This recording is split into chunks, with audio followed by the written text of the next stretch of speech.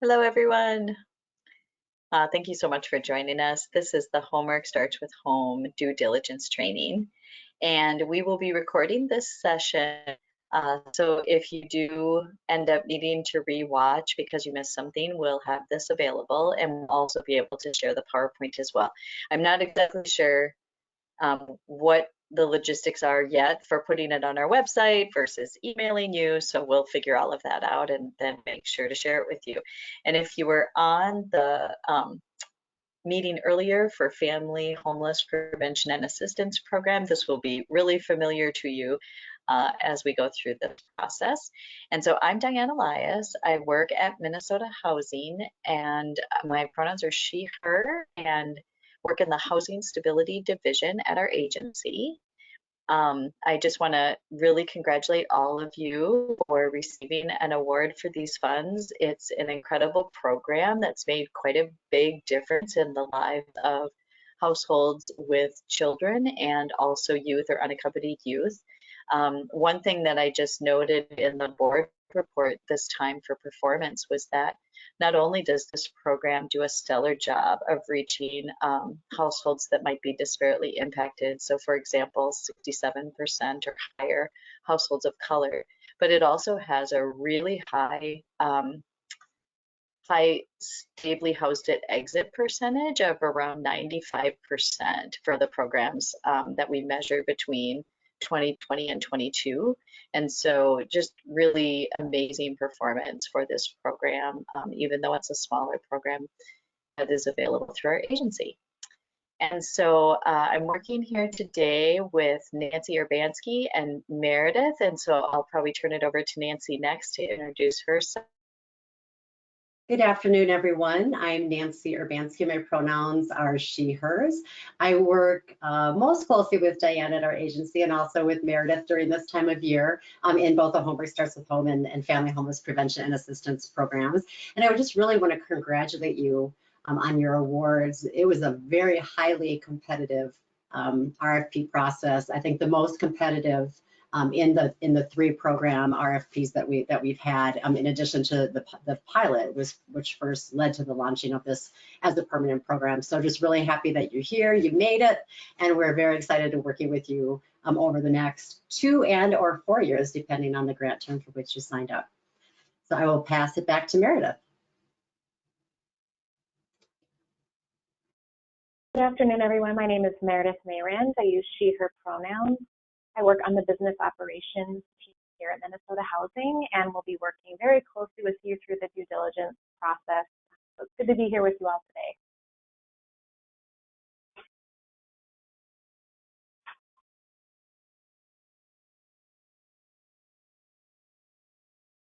I will actually take this opportunity to walk us through a few meeting logistics. If you aren't familiar with GoToWebinar, just to reiterate, we will be recording this session and we'll leave time at the end for questions.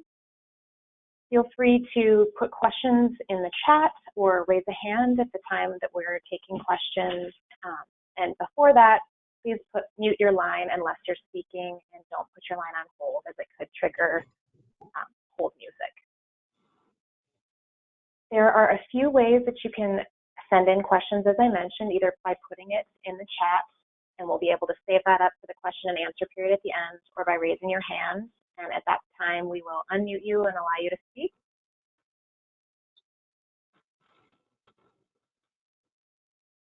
And I think with that, I can hand it back to Diane for a quick review of the agenda, and then we'll get started with more specific information. I believe Diane is having technical issues, so I will take over for the screen. As you can see, this is the agenda. We've welcomed you in and issued our heartfelt congratulations to you.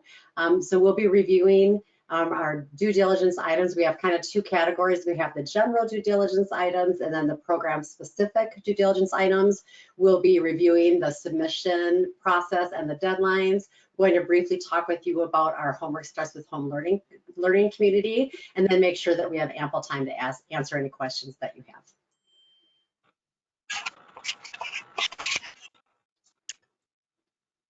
Great, thank you, Nancy. So we'll go ahead and go through the general due diligence items.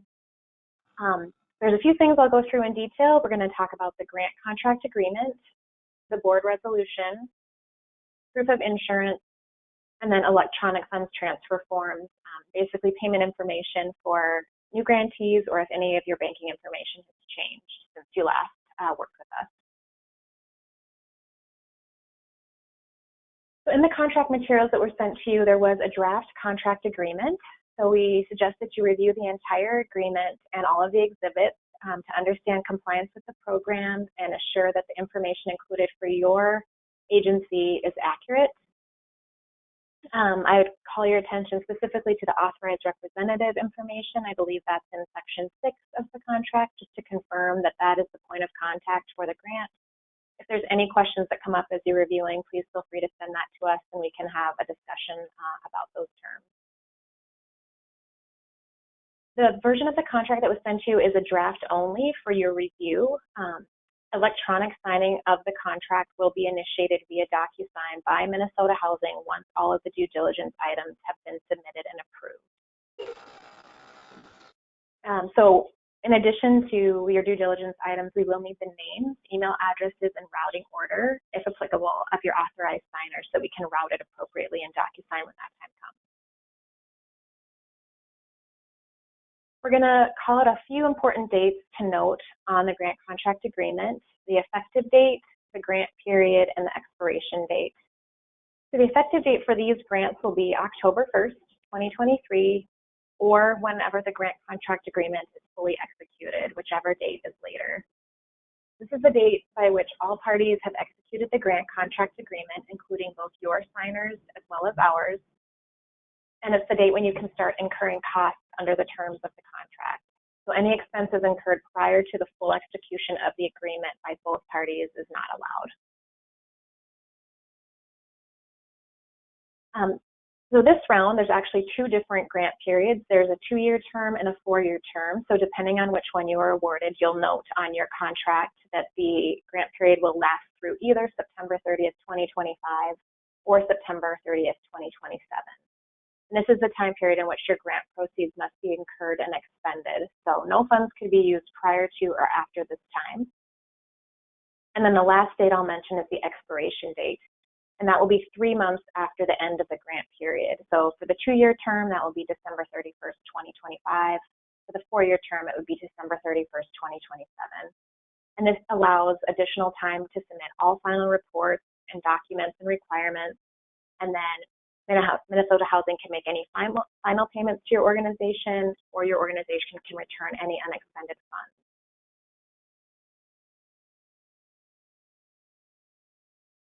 Okay, so the next item we'll talk about is the board resolution. We do require a board resolution from each grantee's organization's board of directors. It should be a signed and dated original resolution specific to this grant, including the awarded amount and the names of the individuals who are authorized to sign the grant contract agreement.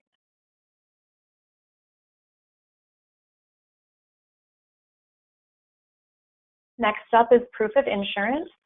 We do require that you have employee dishonesty and or crime coverage and at least 1/8 the amount of the total grant award. Please note that employee theft coverage is not accepted, so that should be reflected accordingly on the certificate. It should be submitted as a certificate of liability, listing Minnesota Housing as a certificate holder, and the policy should be current with an expiration date after the start date of the grant term. There's a lot of questions that can come up on this particular item, so please feel free to reach out if any are coming up for your organization as you're preparing to submit. I'd be happy to give you more information specifically if those questions come up. And then we do request for our new partners, new grantees, electronic funds transfer form, SWIFT vendor number, and a W-9. This allows direct deposits of funds directly to your organization's financial institution. If you've not yet registered it as a vendor with the state of Minnesota, we'll include this link for you to go and complete the process.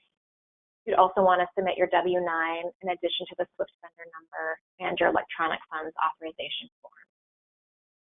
If you're a current partner of ours, current grantee, and you have had a change to your banking information, you can complete the EFT bank change request form If you just have any questions in general about the information we currently have on file, please, again, feel free to reach out to me, and I'm happy to provide that information to you.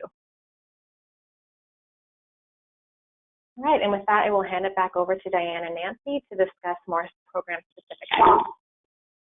All right, thanks everyone. Sorry for the technical difficulties. I had to get off my computer and onto my phone. So I'm just going to go through the program-specific items, and these will be ones that you may have a little bit of back and forth with us on. They include the executed Memorandum of Understanding. That is the document that you will utilize in your partnership with both the governmental entity that you're working with as well as the school. And then you'll also be submitting a work plan and budget.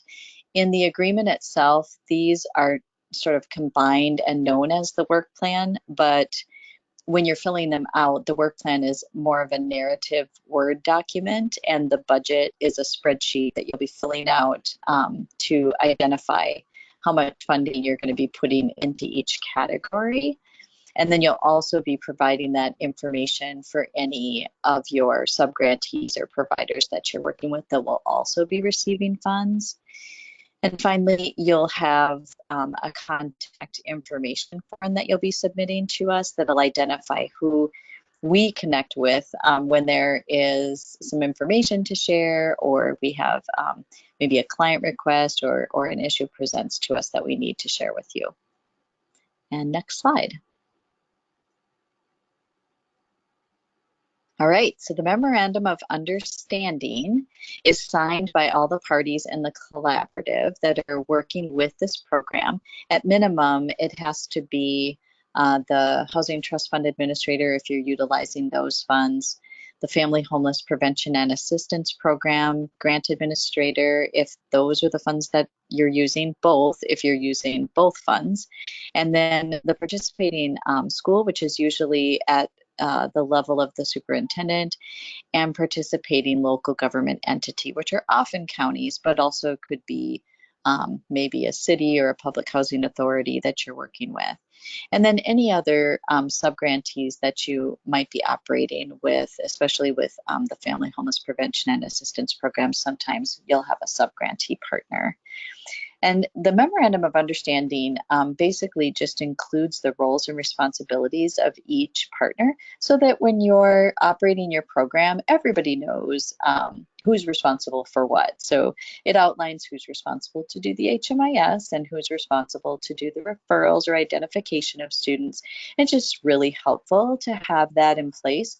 It also might give the timeline for how often you're going to meet, such as monthly or quarterly, and kind of who the lead will be on each of the things that need to happen in order to carry out the program. And it typically will also identify who's reporting to us and who's communicating with who for different pieces of the program. Next slide.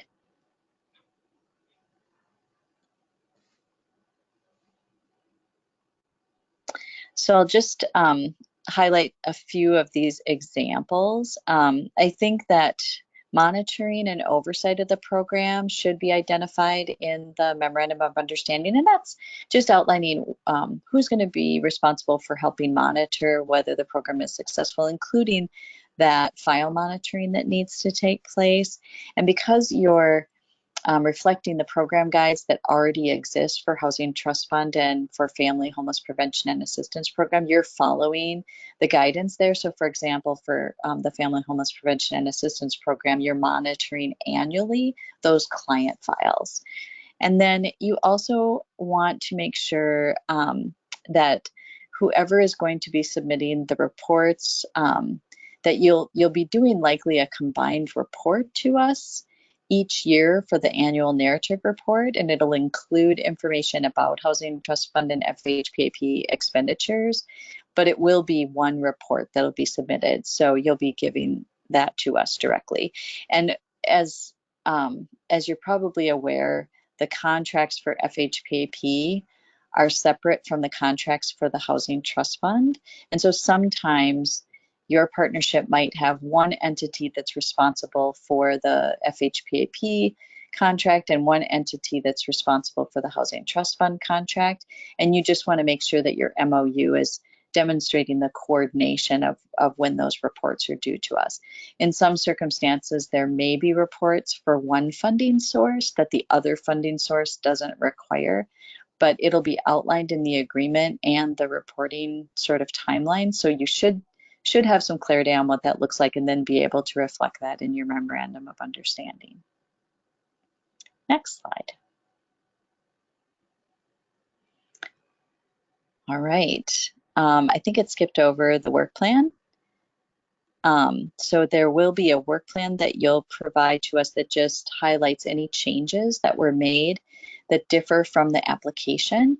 Obviously, when you're making any changes, it will reflect the application that you submitted to us and be in the same spirit of what you applied for.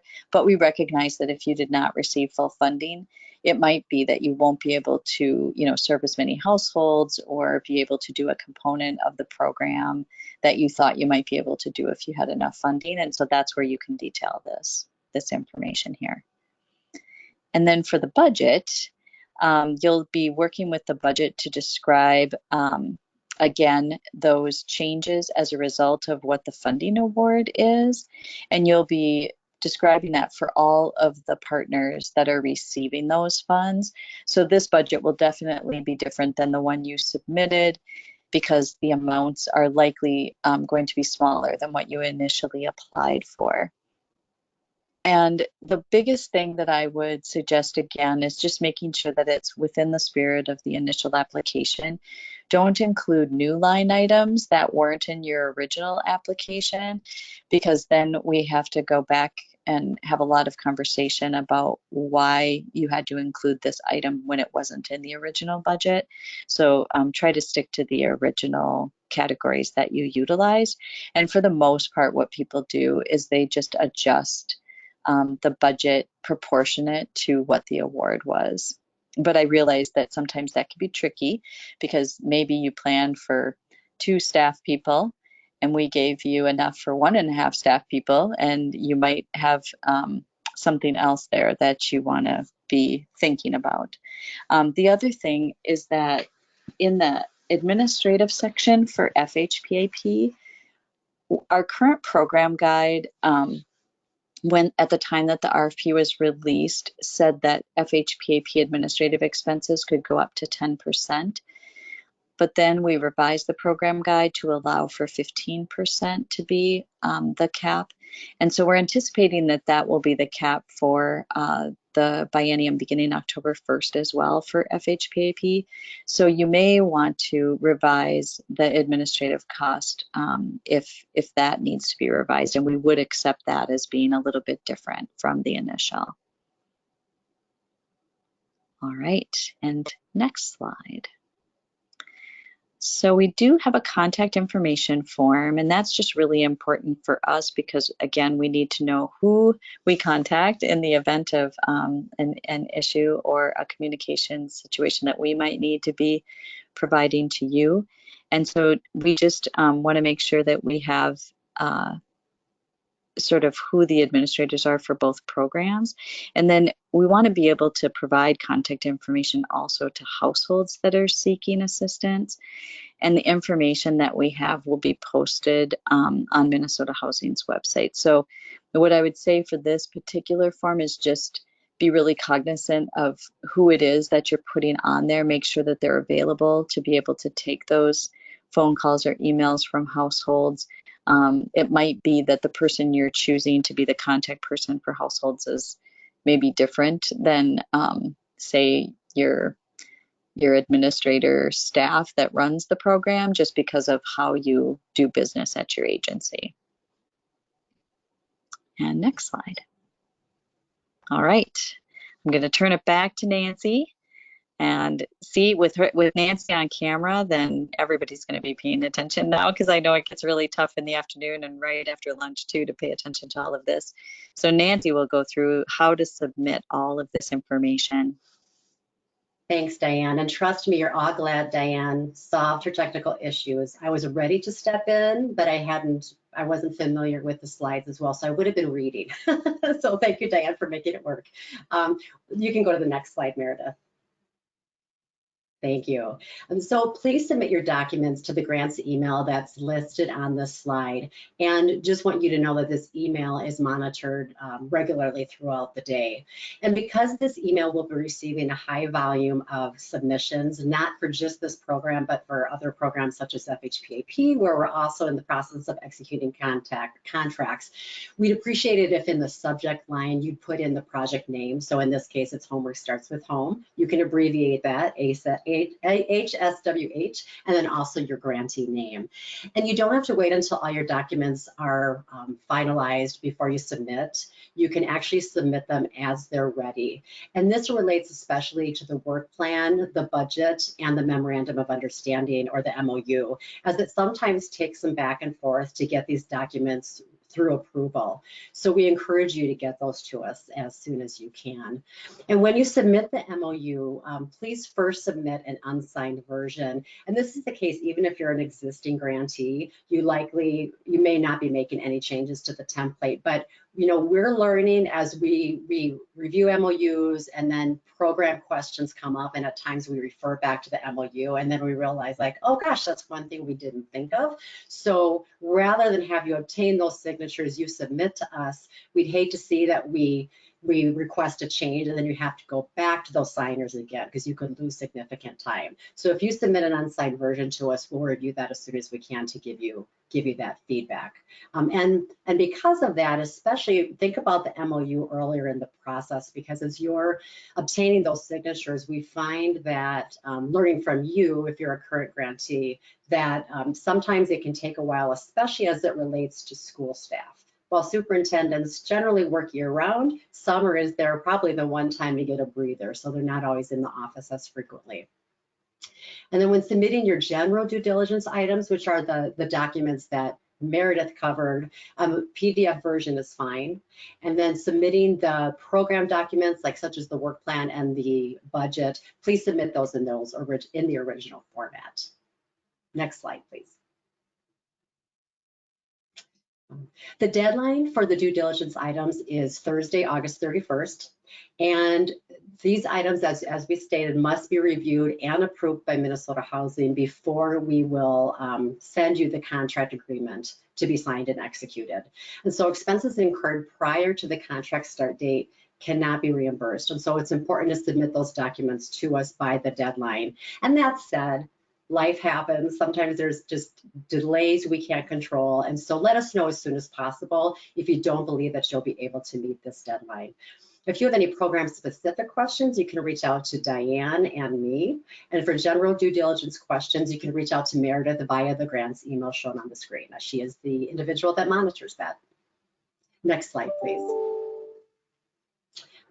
October 1st is the start date of the grant term, and this actually falls on a Sunday this year. So ideally, we'd like to get all of the contracts executed by Friday, September 29th.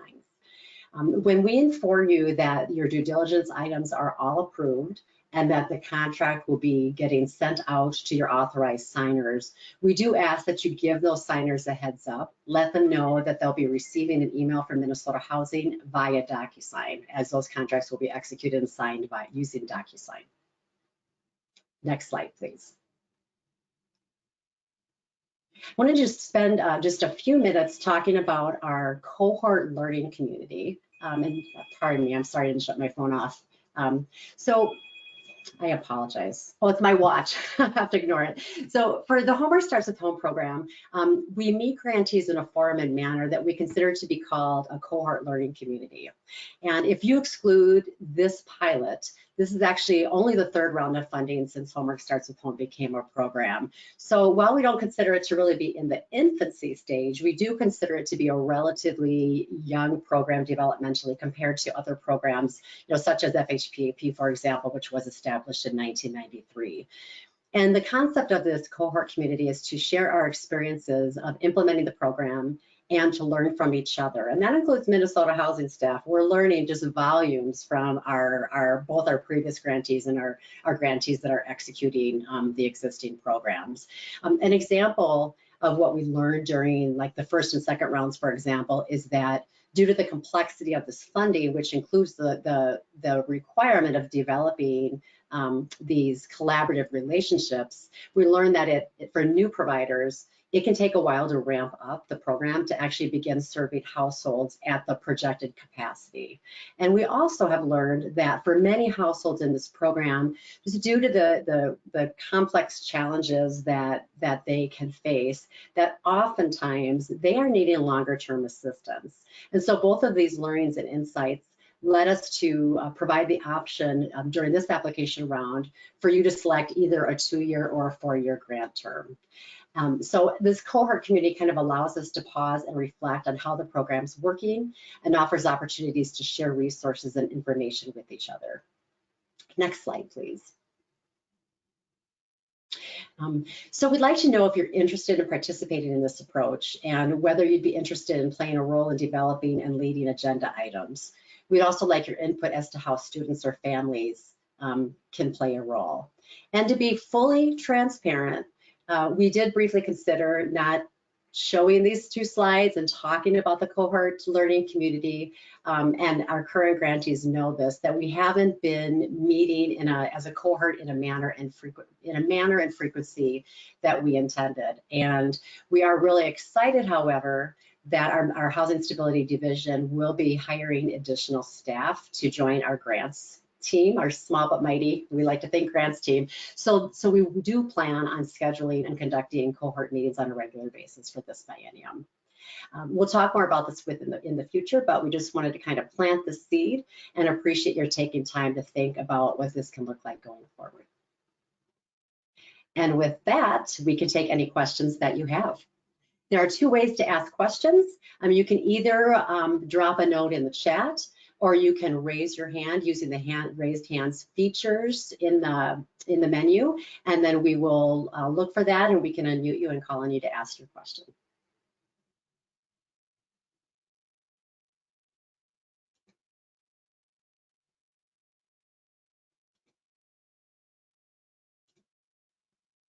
And so far, I'm not seeing any questions, so we definitely want to give you some time. And Trisha, hi Trisha, good to see you. You're unmuted. Please go ahead and ask your question.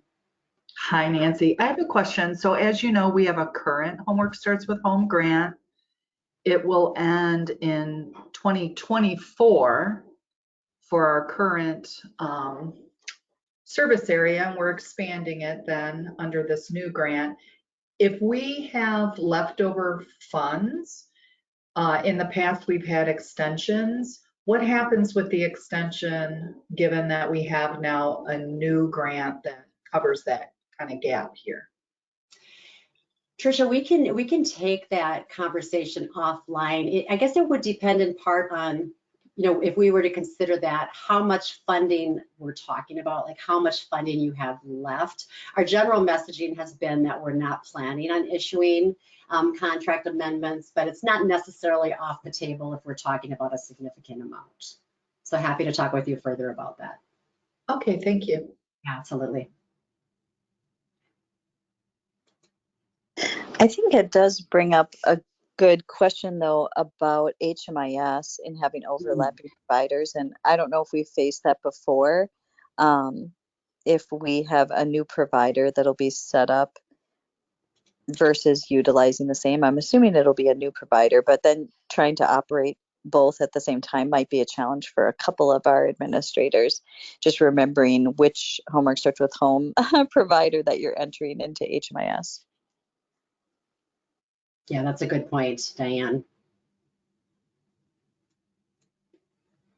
Yeah, this is Trisha again. I believe that currently we kept the same provider and just used the year as a determining factor as to which Homework Starts with Home grant the client was entered under. Okay, that's perfect. Yeah, I can see, it makes sense, but especially when there's a really long overlapping period, for example, then I was like, that'll be interesting to see how we figure this out. But I'm glad you found a fix for that.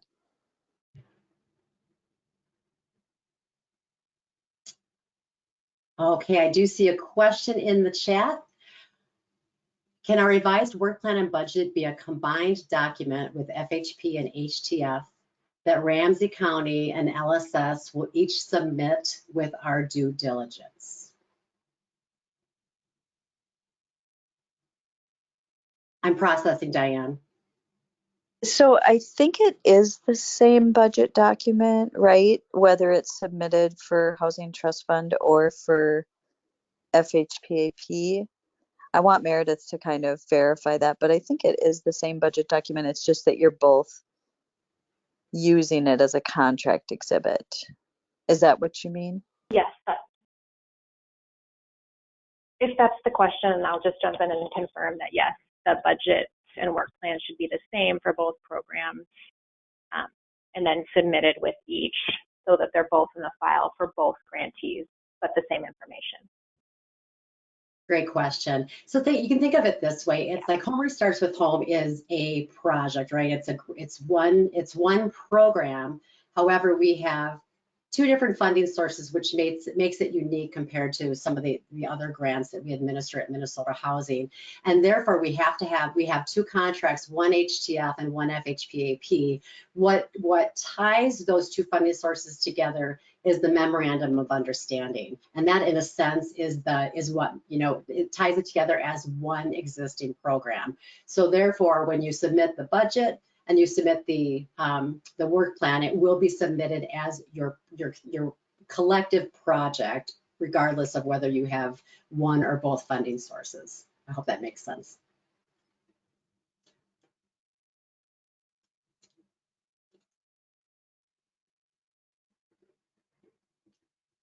All right, we're gonna give it a couple minutes here, see if there's any additional questions that folks have.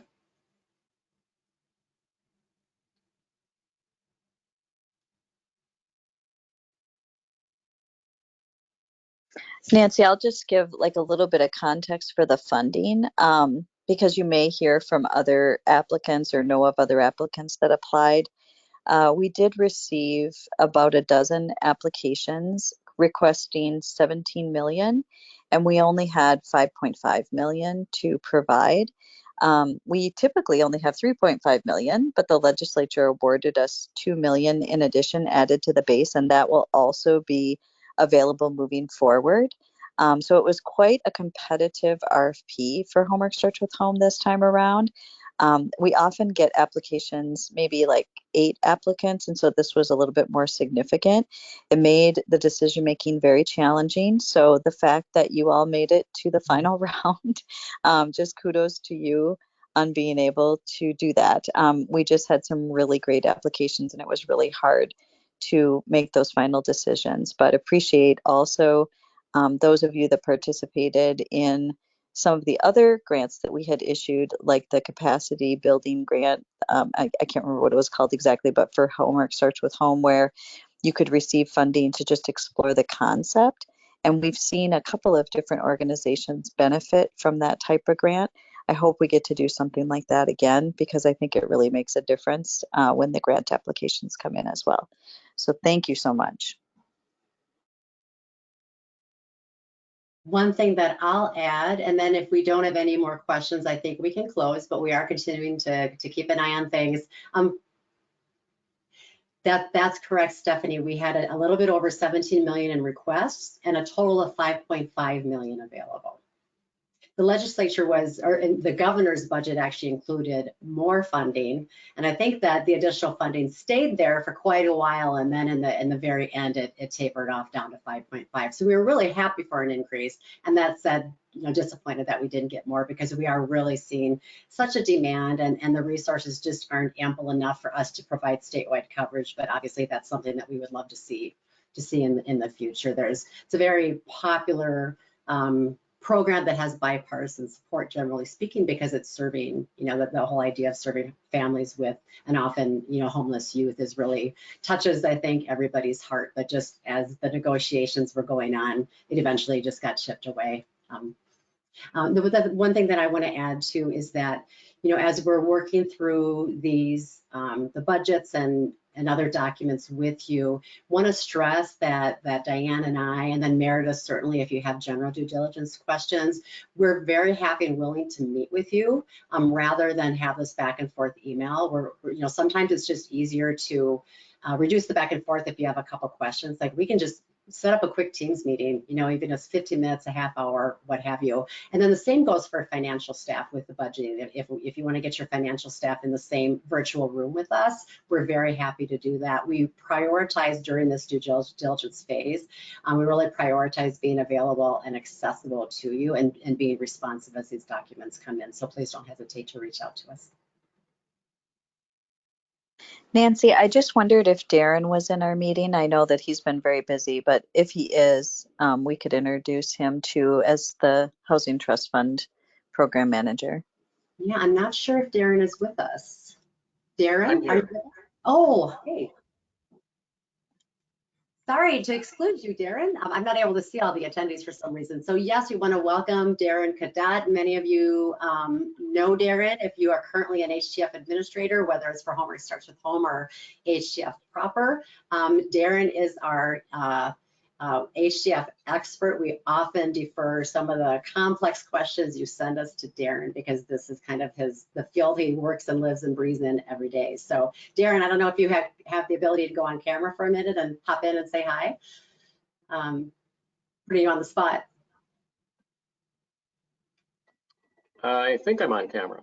You are. Yeah, sorry, I'm on my personal laptop. I too had technical difficulties with the state issued laptop. So hello, everyone. Welcome to, sounds like nearing the end of your due diligence session. As Nancy and Diane explained, this was an extremely competitive RFP session for this program. So congratulations to you and your team in constructing these awesome proposals. Thanks, Darren. Really appreciate it. We've really have enjoyed working with Darren. So much to the point that we're not gonna, I don't know that we're gonna let him even use the newish label anymore because he really has the answers to questions that after 6 years at the agency, I don't have as it relates to HTF. So just really appreciate his expertise. I see that there are no more questions, hands raised or questions. So we just want to thank you so much for your time. Again, express our congratulations to you. If you could see behind the scenes, I tell you that the competitiveness of this RFP and the conversations we had in landing on these final funding decisions, like you're here because you submitted really strong, solid applications, and we're just so excited to see how your program rolls out this next biennium and in working with you. So thanks again for your time. Reach out to us with any questions you have. Thanks, everyone. Bye. Thank you.